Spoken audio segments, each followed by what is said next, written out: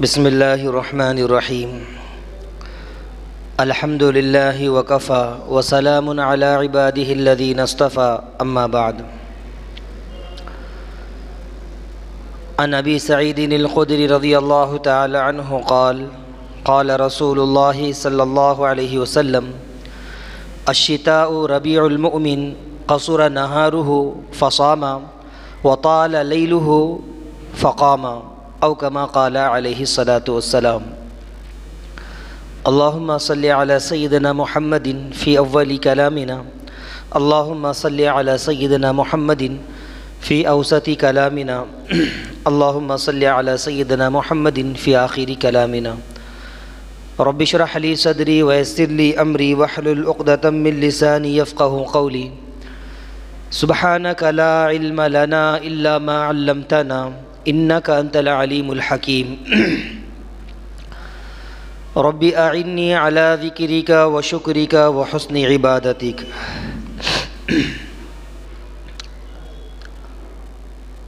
محترم سامعین کرام،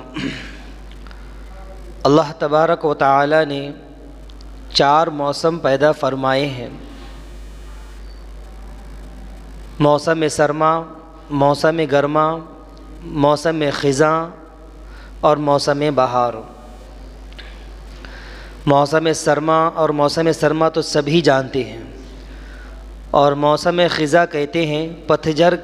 جس مہینے میں جن موسم میں جھاڑوں سے درختوں سے پتے جھڑتے ہیں، پتجھڑ کے مہینے کو، پتجھڑ کے موسم کو موسم خزاں کہتے ہیں۔ ایسے ہی موسم بہار ہوتا ہے کہ موسم بہار میں موسم بھی ہرا بھرا ہوتا ہے، خوشگوار ہوتا ہے، سارے عالم میں خوشگوار فضا ہوتی ہے، پھول کھلتے ہیں، کلیاں کھلتی ہیں، درخت، کھیت کھلیان سب ہرے بھرے سرسبز و شاداب رہتے ہیں، اسے موسم بہار کہتے ہیں۔ مومن کے لیے بھی حدیث مبارکہ میں بیان کیا گیا کہ اعمال کے مہینے ہوتے ہیں۔ ابھی میں نے جو خطبے میں حدیث مبارکہ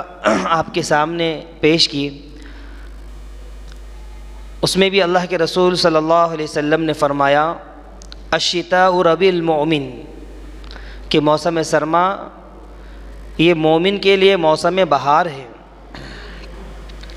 قصر نہارہ فصام، کیوں موسم بہار ہے؟ آگے فرمایا کہ اس کے دن مختصر سے ہوتے ہیں، اس میں مومن روزہ رکھتا ہے۔ سرما کے موسم میں دن چھوٹے مختصر ہوتے ہیں، پیاس کا احساس نہیں، بھوک کا احساس نہیں ہوتا، آسانی سے روزے رکھ لیے جاتے ہیں۔ اس لیے ارشاد فرمایا قصر نہارہ فصام، کہ دن مختصر سے ہوتے ہیں موسم سرما کے، مومن اس میں روزہ رکھ لیتا ہے۔ وطال لیلہ فقام،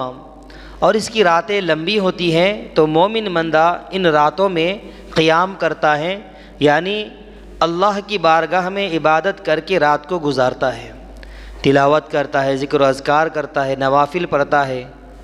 اللہ سے تعلق کو مضبوط کرتا ہے، تہجد کی نماز ادا کرتا ہے۔ تو موسم سرما مومن کے لیے موسم بہار ہوتا ہے، نیکیاں کمانے کا، اللہ سے تعلق کو مضبوط کرنے کا یہ موسم ہوتا ہے کہ بندہ ان مہینوں میں توبہ استغفار کر کے اللہ جو ہم سے ناراض ہوا ہے اس کو راضی کر سکتا ہے،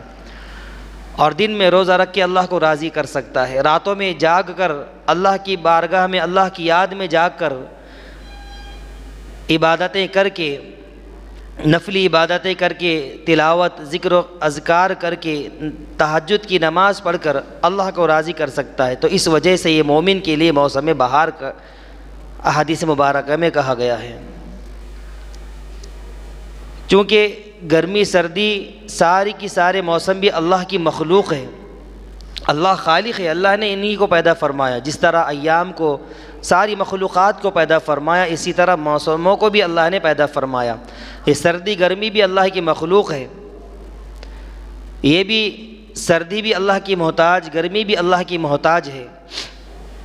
سردی میں یہ طاقت نہیں کہ سردی خود سے ہو جائے، گرمی میں یہ طاقت قوت نہیں کہ خود سے گرمی ہونے لگے۔ جب اللہ کا حکم ہوتا ہے تو گرمی ہوتی ہے، جب اللہ کا حکم ہوتا ہے تو سردی ہوتی ہے۔ اس کی سردی گرمی کی جہاں ظاہری اسباب ہمارے سامنے موجود ہے، اسی طرح اس کے غیبی نظام بھی موجود ہے، غیبی سبب بھی موجود ہے کہ کس وجہ سے سردی ہوتی ہے، کس وجہ سے سردی گرمی دونوں میں شدت ہوتی ہے۔ بخاری شریف کی روایت ہے، اللہ کے رسول صلی اللہ علیہ وسلم نے فرمایا، جس کے راوی حضرت ابو ہریرہ رضی اللہ تعالی عنہ ہیں، فرماتے ہیں کہ اللہ کے رسول صلی اللہ علیہ وسلم نے فرمایا کہ گرمی کی دنوں میں گرمی شدت کی ہوتی ہے، اس وجہ سے ظہر کی نماز کو مؤخر کر کے پڑھا جائے، ٹھنڈے وقت میں پڑھا جائے گرمی کی شدت کی وجہ سے۔ پھر آگے اللہ کے رسول صلی اللہ علیہ وسلم نے ارشاد فرمایا کہ جہنم اللہ کے بارگاہ میں پیش ہوئی اور عرض کیا کہ یا اللہ، میرے اندر اتنی زیادہ تپش پیدا کر دی گئی کہ خود میرے اندر اس کا مادہ نہیں ہے، قابل برداشت تپش نہیں ہے،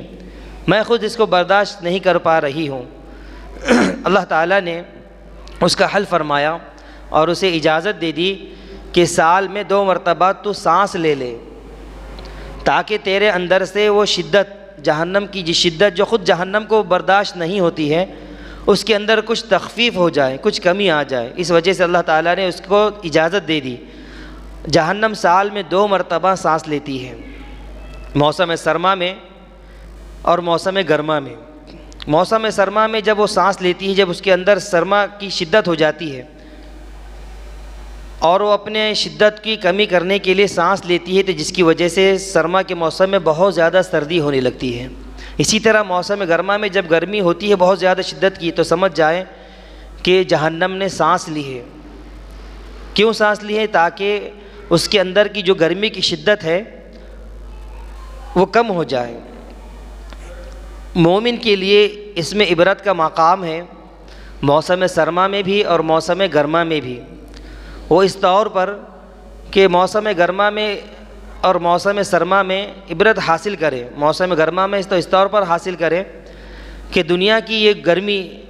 جو ہمارے لیے ناقابل برداشت ہو جاتی ہے، مئی کے مہینے میں، جون کے مہینے میں ناقابل برداشت ہوتی ہے، حالانکہ سورج زمین سے اربوں کلومیٹر دور ہوتا ہے، اس کے باوجود بھی گرمی کی شدت اتنی زیادہ ہوتی ہے کہ ناقابل برداشت ہوتی ہے۔ انسان بے چین ہو جاتا ہے، ٹھیک سے کھایا نہیں جاتا، ٹھیک سے سویا نہیں جاتا، راحت آرام کے لیے وہ ساری چیزیں اختیار کرتا ہے، سارے اسباب کو اختیار کرتا ہے، ٹھنڈا پانی اختیار کرتا ہے، استعمال کرتا ہے، ایئر کنڈیشن کا استعمال کرتا ہے، اس کا انتظام بھی کرتا ہے، ایئر کولر کا انتظام کرتا ہے، درخت کے سائے کا سہارا لیتا ہے، چھت کا سایہ اس کا آسرا بن جاتا ہے۔ حالانکہ دنیا میں کی گرمی کچھ قریبی نہیں ہے، اس کے باوجود بھی، سارے سہارے ہونے کے باوجود بھی ناقابل برداشت ہوتی ہے۔ تو انسان عبرت اس سے حاصل کرے کہ کل قیامت کے دن، روز قیامت میں، نہ درخت ہوگا سائے کے لیے، نہ چھت ہوگا آسرے کے لیے، نہ ہی ایئر کولر ہوگا، نہ ایئر کنڈیشن ہوگا، سارے سہارے چھوٹ جائیں گے۔ اس وقت صرف اللہ کا سہارا رہے گا اور اپنے اعمال کا سہارا رہے گا۔ سورج اتنے قریب آ جائے گا کہ حدیث مبارکہ میں آتا ہے کہ بالکل انسان کے قریب آ جائے گا۔ آج ہم سے کروڑوں اربوں کلومیٹر دور ہونے کے باوجود سورج کی گرمی ناقابل برداشت ہوتی ہے، اور وہ کیا منظر ہوگا کل قیامت کے دن کہ سورج بالکل قریب ہوگا، گرمی شدت کی انتہا کو پہنچی ہوئی ہوگی، انسان اپنے پسینے میں ڈوبا ہوا ہوگا، ہر شخص پریشان ہوگا۔ تو اس وقت کے سوچ کر ان موسموں سے ہم عبرت حاصل کریں، اور اس وقت سوائے عرش کے سائے کے کوئی سایہ نہیں ہوگا۔ بخاری شریف کی روایت ہے، اللہ کے رسول صلی اللہ علیہ وسلم نے فرمایا کہ کل قیامت کے دن روز محشر کے اندر عرش کے سائے کے علاوہ کوئی سایہ نہیں ہوگا، اور 7 لوگوں کے علاوہ کسی کو سایہ وہ نصیب نہیں ہوگا۔ وہ خوش نصیب لوگ ہوں گے۔ ایک تو عادل بادشاہ ہوگا، انصاف کرنے والا حکمراں ہوگا جس کو وہ عرش کا سایہ نصیب ہوگا، اور ایک وہ نوجوان جس نے اپنی جوانی اللہ کی عبادت میں گزار دی ہوگی، اس کو عرش کا سایہ نصیب ہوگا۔ اتنے ہولناک عالم میں، اتنے بھیانک اور خطرناک عالم میں، اور ایک وہ شخص کو عرش کا سایہ نصیب ہوگا کہ جس کا دل مسجد میں اٹکا رہتا ہے، مسجد میں لگا رہتا ہے، ہر وقت نماز کا سوچتا رہتا ہے کہ کس وقت میں مسجد میں جاؤں، نماز کا وقت ہو جائے۔ ہر وقت جس کا دل مسجد میں لگا رہتا ہے، وہ چاہے تجارت میں ہو، چاہے بیوی بچوں میں ہو،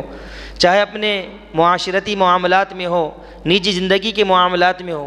ہر وقت، ہر آن، ہر لمحہ، ہر موقع پر، ہر جگہ جس کو مسجد میں دل لگا رہتا ہے، ایسے شخص کو بھی عرش کا سایہ نصیب ہوگا۔ اور ایسے دو شخصوں کو بھی سایہ نصیب ہوگا جو اللہ کی خاطر ایک دوسرے سے ملتے ہیں، ایک دوسرے سے محبت رکھتے ہیں۔ جب ملتے ہیں تو اللہ کے لیے، جب جدا ہوتے ہیں تو اللہ کے لیے۔ اور ایسے شخص کو بھی عرش کا سایہ نصیب ہوگا کہ جو صدقہ اس طور پر کرتا ہے اپنے داہنے ہاتھ سے کہ بائیں ہاتھ کو اس کی خبر بھی نہیں لگتی۔ مطلب یہ ہے کہ اتنا پوشیدہ طریقے سے، اتنا اخفا طریقے سے، اتنا چھپ چھپا کر صدقہ کرتا ہے کہ لوگوں کو دور کی بات، خود کی ذات، خود کے بائیں ہاتھ کو بھی خبر نہیں ہوتی۔ بائیں ہاتھ سے تشبیہ اس لیے دی گئی کہ خفیہ طور پر جو صدقہ کرتا ہے، خیرات کرتا ہے، اللہ تعالیٰ ایسے شخص کو بھی عرش کا سایہ نصیب فرمائیں گے جہاں عرش کے سائے کے علاوہ کوئی سایہ نہیں ہوگا۔ اور ایسے شخص کو بھی عرش کا سایہ نصیب ہوگا جو اللہ کی یاد میں تنہائی میں ذکر کرتا ہے اور ذکر کرتے ہوئے اس کی آنکھوں سے آنسو جاری ہوتے ہوں۔ تو ایسے 7 لوگ ہیں جن کو اللہ تعالیٰ اس قیامت کے منظر میں، اس ہولناکی کے منظر میں کہ جس وقت کسی چیز کا سہارا، کسی چیز کا آسرا، کوئی اسباب دنیاوی راحت و آرام کے نہیں ہوں گے، اس وقت اللہ تبارک و تعالی عرش کا سایہ نصیب فرمائے گا۔ تو بہرحال بات چل رہی تھی موسموں کی کہ موسم سرما بھی، موسم گرما بھی مومن کے لیے عبرت کا مقام ہے۔ عبرت اس سے حاصل کر سکتا ہے کہ موسم گرما میں کس طرح عبرت حاصل کر سکتا ہے، موسم سرما سے بھی عبرت حاصل کر سکتا ہے، کیونکہ جہنم میں صرف گرمی ہی نہیں ہے۔ ایسا نہیں ہے کہ صرف وہاں پر آگ ہی آگ، جانور ہی جانور، بچھو ہی بچھو ہے۔ وہاں پر ایک جگہ ایسی بھی ہے جہنم میں جہاں صرف سرد علاقہ ہے، سردی انتہا کو پہنچی رہے گی۔ احادیث مبارکہ میں جس کا ذکر ملتا ہے زمہریر، زمہریر جس کا ذکر ہے، جس کا نام لیا گیا ہے کہ زمہریر ایسی جگہ ہے، جب اللہ کے رسول صلی اللہ علیہ وسلم نے اس کا تذکرہ کیا کہ گرمی سے، سردی سے اللہ کی پناہ مانگی جائے۔ جب گرمی کا موسم آتا ہے تو بندہ شدت گرمی سے بیزار ہو کر اللہ سے دعا کرتا ہے، اللہ تعالیٰ دعا قبول کرتے ہیں، اور سب کچھ جاننے کے باوجود، عالم الغیب ہونے کے باوجود فرشتوں سے پوچھتے ہیں بندہ کیا طلب کر رہا ہے، کیا مانگ رہا ہے، کس چیز سے پناہ مانگ رہا ہے۔ فرشتے کہتے ہیں کہ یا اللہ وہ گرمی کی شدت سے پناہ مانگ رہا ہے، جہنم کی آگ سے پناہ مانگ رہا ہے۔ وہ کہہ رہا ہے لا الہ الا اللہ، کہ سخت اتنی گرمی دنیا کی ہے، اللہ اکبر، دنیا کی اتنی گرمی سخت ہے تو جہنم کی گرمی کتنی سخت ہوگی، وہ اس سے پناہ مانگ رہا ہے۔ اللہ تعالیٰ باوجود جاننے کے سب پوچھتے ہیں، اس کے بعد کہتے ہیں کہ فرشتوں تم گواہ رہنا کہ میں نے اس کے شدت گرمی کی وجہ سے، جہنم کی گرمی سے، جہنم کی شدت سے، جہنم سے اس کی حفاظت کر دی، اپنی پناہ میں لے لیا۔ اور اسی طرح آگے فرماتے ہیں اللہ کے رسول صلی اللہ علیہ وسلم صحابہ کرام کو کہ زمہریر سے بھی انسان پناہ مانگتا ہے۔ صحابہ کرام نے عرض کیا یا رسول اللہ یہ زمہریر کیا چیز ہے؟ اللہ کے رسول صلی اللہ علیہ وسلم نے فرمایا کہ جہنم کا ایک طبقہ ہے، جہنم کا ایک مقام ہے جہاں سردی اپنی انتہا کی ہوگی، اتنی انتہا کی ہوگی کہ انسان جب اس میں ڈالا جائے گا اور صرف کافر لوگ اس میں ڈالے جائیں گے تو گوشت سے ہڈی سے گوشت بالکل الگ ہو جائے گا سردی کی وجہ سے، جسم کے اعضاء کے ٹکڑے ٹکڑے ہو جائے گے سردی کی وجہ سے، اتنی انتہا کو سردی ہوگی۔ تو سردی کے موسم میں بھی مومن کے لیے عبرت کا مقام ہے، گرمی کے موسم میں بھی مومن کے لیے عبرت کا مقام ہے۔ اور کامیاب مومن وہ ہے جو موقع محل وقت کی نزاکت سمجھتے ہوئے اللہ کی عبادت میں لگ جائے، اللہ سے رجوع ہو، انابت اللہ میں لگ جائے، توبہ استغفار میں لگ جائے، ہر حال میں، ہر موسم میں، ہر دن، ہر مہینے میں اللہ کی طرف رجوع ہوتا ہو، گناہوں سے بچنے کا اہتمام کرتا ہو۔ تو مومن کے لیے بڑا اچھا موسم چل رہا ہے کہ اس مہینے میں اور اس موسم میں، جس کو حدیث مبارکہ میں الشتاء ربیع المؤمن کہا گیا کہ مومن کے لیے یہ سرما موسم بہار ہوتا ہے۔ اس میں جس طرح کھیتی کرنے والا، باغ چلانے والا مالی جس طرح ان موسم میں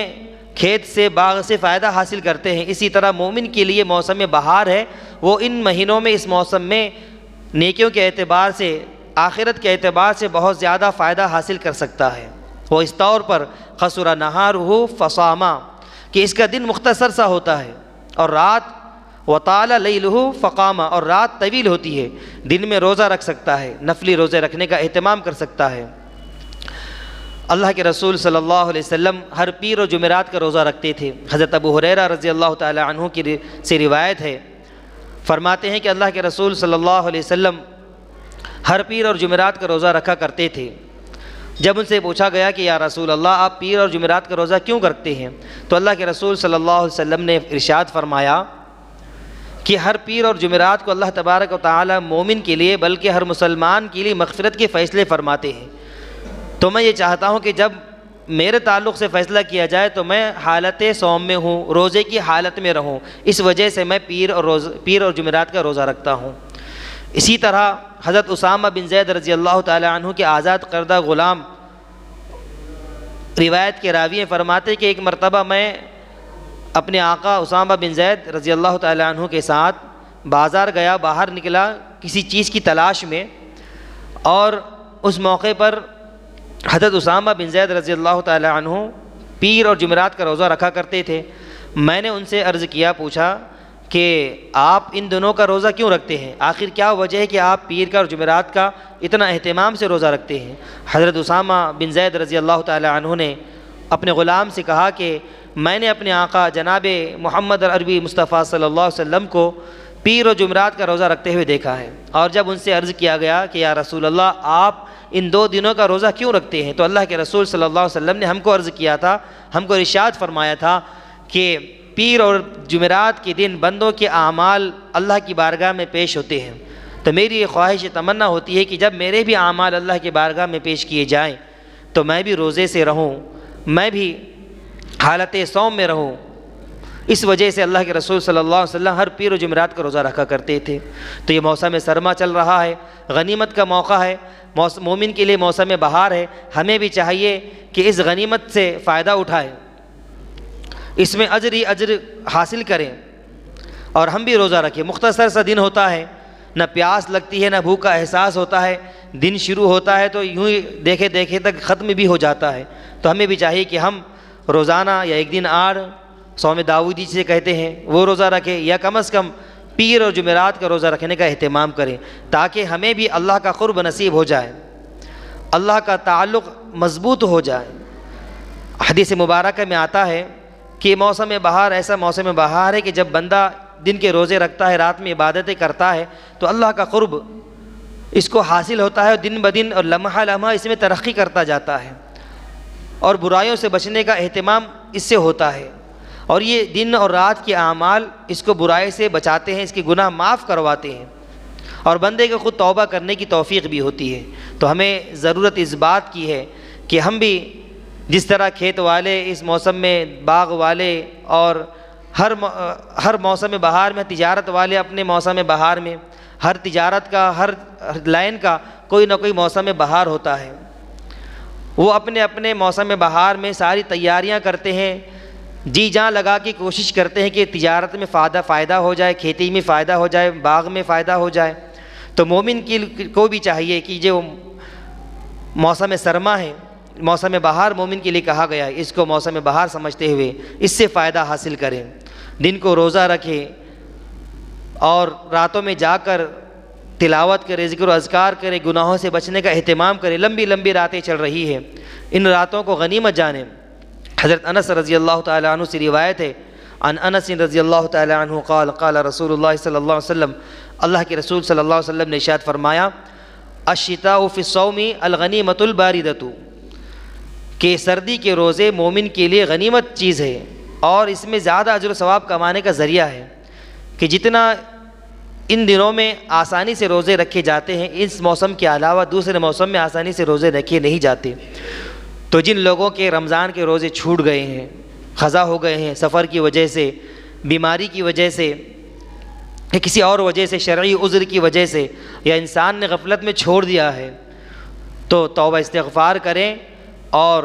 اس موسم میں اپنی قضا روزوں کی پوری کر لیں، روزوں کی قضا کر لیں، کیونکہ دن مختصر سا ہوتا ہے، ٹھنڈے دن ہوتے ہیں۔ اور وہ عورتیں بھی روزہ رکھ لیں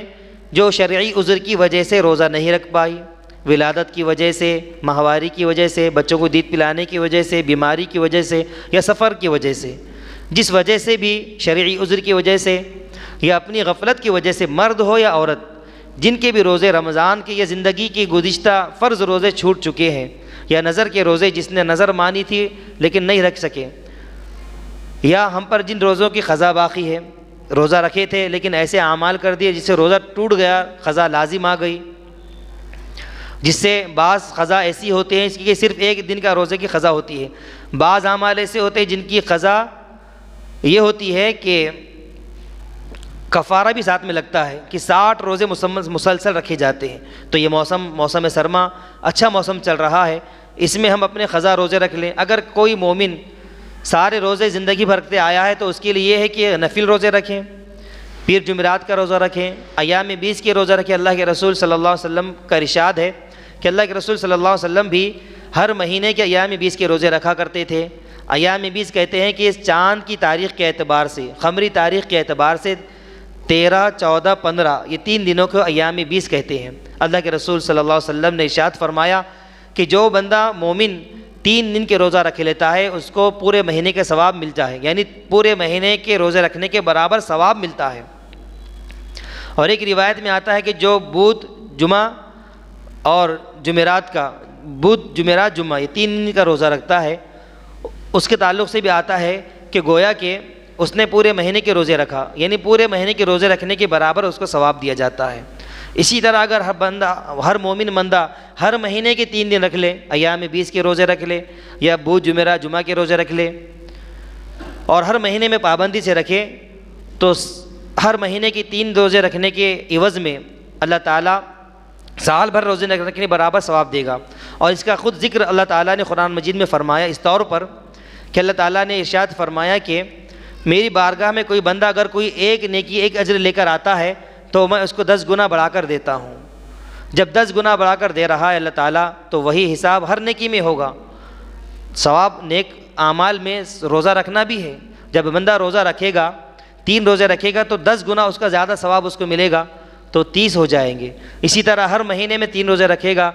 سال کے 12 مہینے رکھے گا، تو ہر مہینے کے 3 روزے رکھنے کے عوض میں اللہ تبارک و تعالیٰ کی ذات سے امید ہے،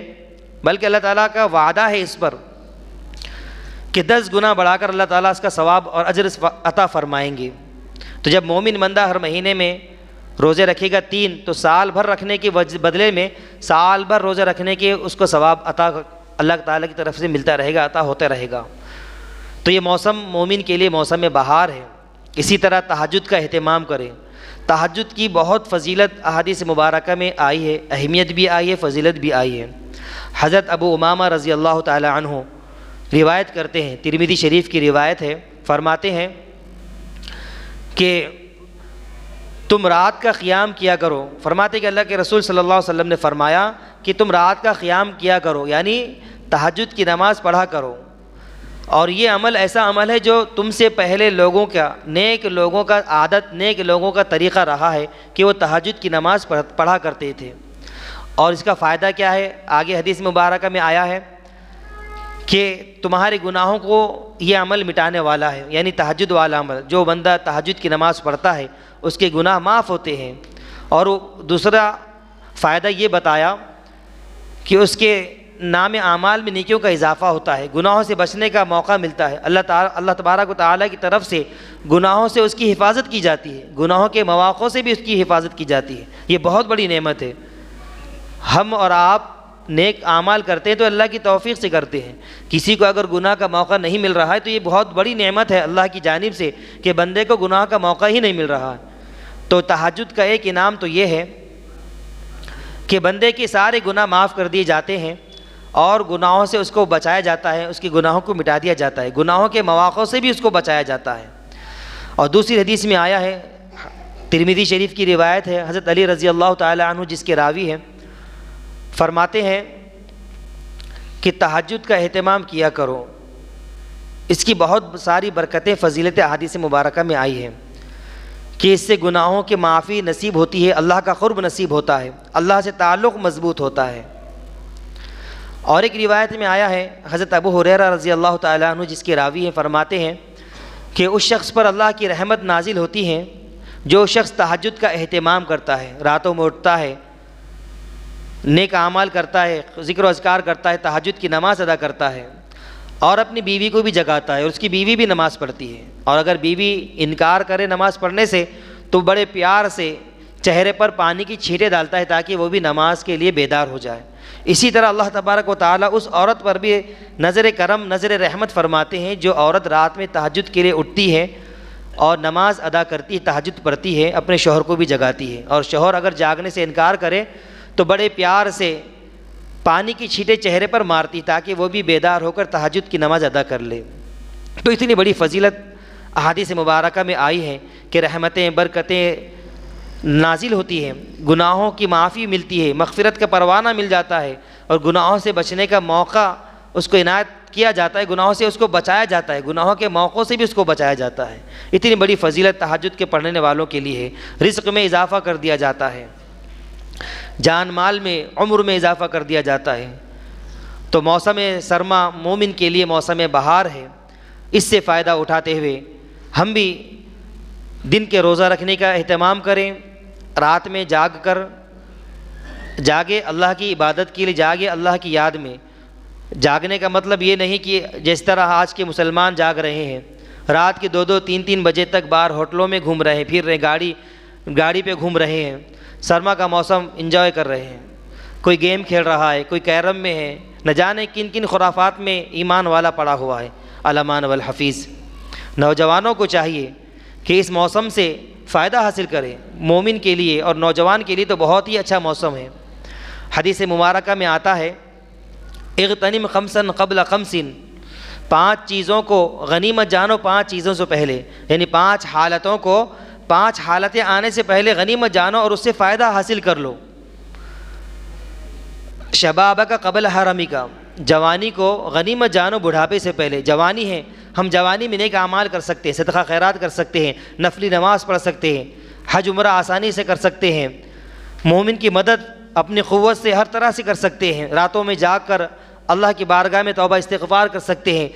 1-1 پارہ بلکہ 10-10 پارے روز تلاوت قرآن کر سکتے ہیں، تھکان محسوس نہیں ہوگی، دن کے روزے رکھ سکتے ہیں، رات میں جا کر نفلی عبادتیں کر سکتے ہیں، اور مومن جوان ہوگا تو اس کے لیے سارے کام آسان ہوں گے۔ تو فرمایا حدیث مبارکہ میں شبابک قبل حرمک، بڑھاپے سے پہلے جوانی کو غنیمت جانو، غنیمت جانو، نیک اعمال کرو۔ ہم کیا کر رہے ہیں؟ ابھی تو جوانی ہے، کھیل کودنے میں ڈال رہے ہیں، لہو لعب میں، تماشوں میں، راتوں میں جاگنے میں، موبائل کا غلط استعمال کرنے میں، بیڑی سگریٹ پوڑی میں، ہوٹلوں میں گھومنے پھرنے سے، سیر سپاٹے کرنے میں، آج یہ شہر کل وہ شہر، اس مہینے وہاں کی تفریح، اس مہینے وہاں کی مندی کھانے کے لیے، کبھی نظام آباد کبھی حیدرآباد، بس وقت کو، زندگی کو ضائع کر رہے ہیں۔ 1-1 لمحہ مومن کا قیمتی ہے، اس کے بارے میں کل قیامت کے دن پوچھ ہوگی۔ قیامت کے بارے میں آتا ہے کہ مومن سے جب حساب کتاب لیا جائے گا تو مومن اپنے قدم کو اس وقت تک ہٹا نہیں سکے گا جب تک چند سوالوں کے جواب نہیں دے دے گا کہ ہم نے تجھ کو جوانی دی تھی، جوانی کہاں ڈالا، پیسہ دیا تھا کہاں کمایا، کہاں سے کمایا، کہاں خرچ کرا۔ پیسے کے تعلق تو 2 سوال ہوں گے کہ کمانے کے ذرائع حلال تھے یا حرام۔ حرام ہوں گے تو اس کی پوچھ بھی نہیں ہوگی، ڈائریکٹ جہنم میں ڈال دیا جائے گا۔ حلال ذرائع ہوں گے تو اس کی پوچھ ہوگی۔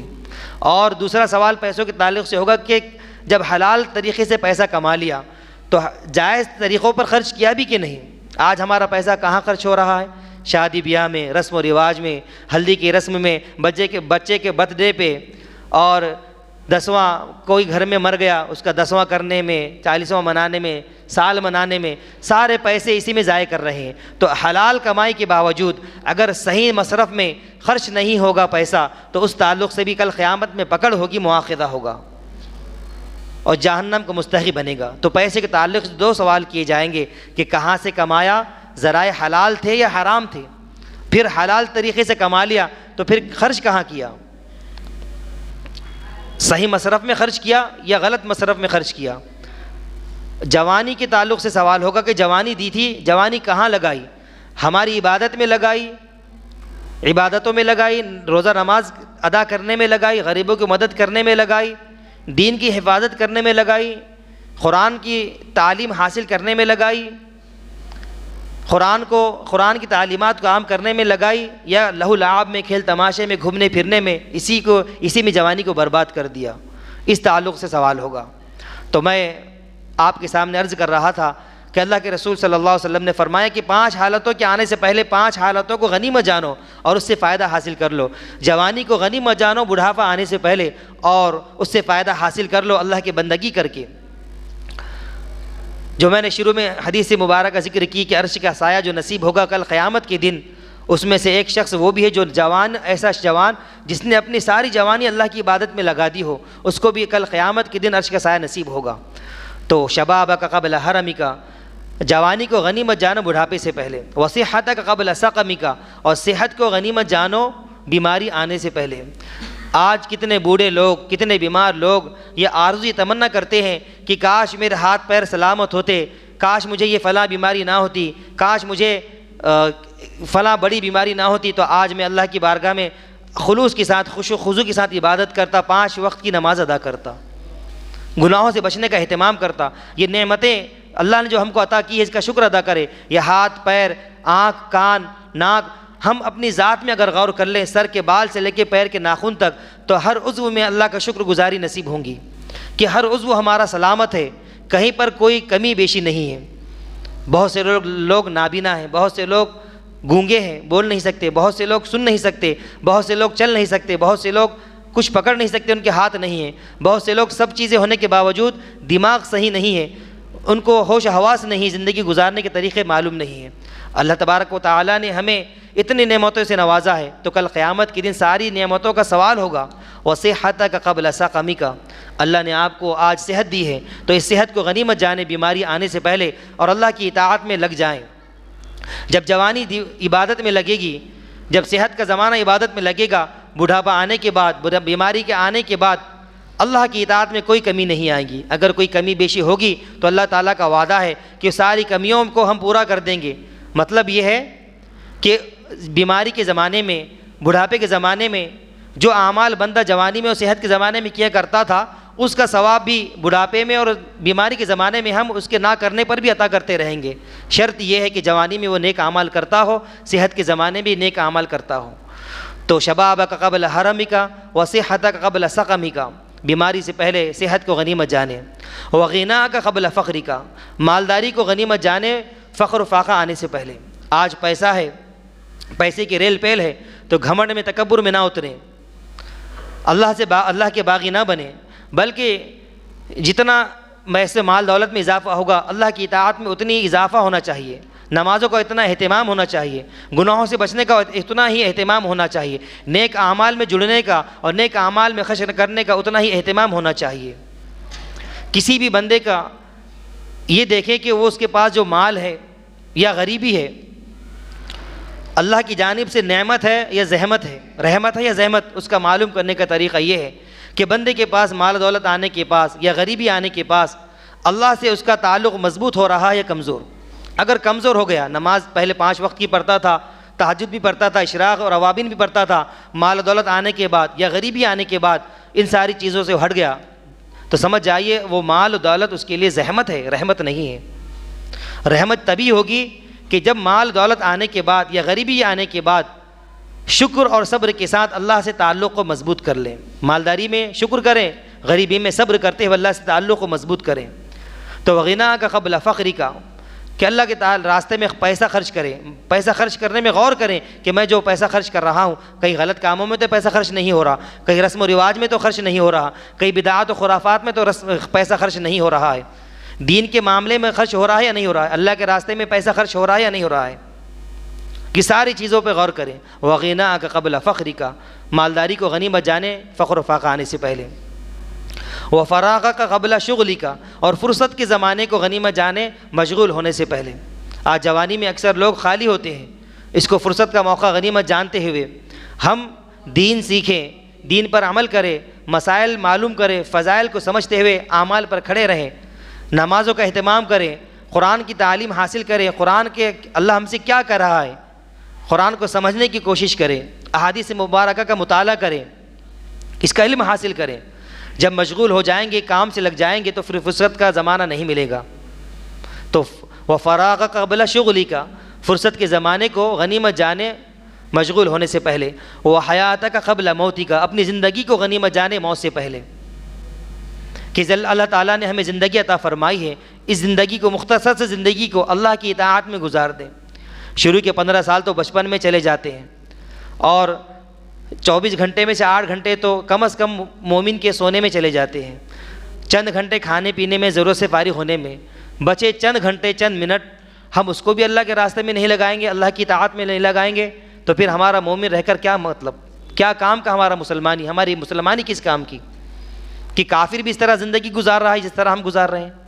اس میں اور ہم میں فرق کیا رہ گیا؟ مومن میں اور کافر میں فرق ہونا چاہیے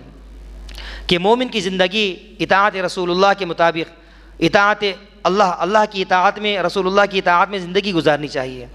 کہ مومن کی زندگی معلوم ہو کہ کل قیامت میں کل حساب کتاب ہو، تو زندگی کا اکثر حصہ اس کا اطاعت میں، عبادت میں گزرے. وَمَا خَلَقْتُ الْجِنَّ وَالْإِنسَ إِلَّا لِيَعْبُدُونَ. اللہ نے جس مقصد کے لیے ہمیں دنیا میں بھیجا ہے، اس مقصد کو ہم پالیں، اس مقصد کو ہم حاصل کر لیں. تو اللہ تبارک و تعالیٰ نے ہمیں موسم بہار عطا فرمایا ہے. بہت سارے لوگ موسم گرما میں ہی ہم سے جدا ہو گئے ہیں، اللہ کو پیارے ہو گئے ہیں. اللہ تعالیٰ نے ہمیں یہ موسم عطا فرمایا ہے. حدیث مبارکہ میں آیا ہے، الشتاء ربیع المؤمن. سرما کا موسم مومن کے لیے موسم بہار ہے. اس موسم بہار کو غنیمت سمجھتے ہوئے ہم اگر اپنے قضا روزے باقی رہ گئی ہیں تو ان دنوں میں روزے رکھ لیں. قصر نہارہ فصام، اس کے دن مختصر ہوتے ہیں، اس میں روزہ رکھ لیں. اگر کوئی روزہ ہمارا قضا نہیں ہے، باقی نہیں، تو نفلی روزے رکھیں، پیر جمعرات کے کم از کم روزہ رکھیں، تاکہ اللہ کا قرب حاصل ہو، گناہ ہمارے گناہ مٹتے رہیں اور ہماری نیکیوں میں اضافہ ہوتے رہیں. اور راتوں میں تہجد کا اہتمام کرتے رہے، گناہوں سے بچنے کا اہتمام کریں. اللہ تبارک و تعالیٰ سے دعا ہے کہ اللہ تعالیٰ ہم سب کو کہنے سننے سے زیادہ عمل کی توفیق عطا فرمائے، اور اس موقع سے، اس موسم سے زیادہ فائدہ حاصل کرنے کی توفیق نصیب فرمائے. وآخر دعوانا الحمد للہ رب العالمین. جن حضرات نے سنت ادا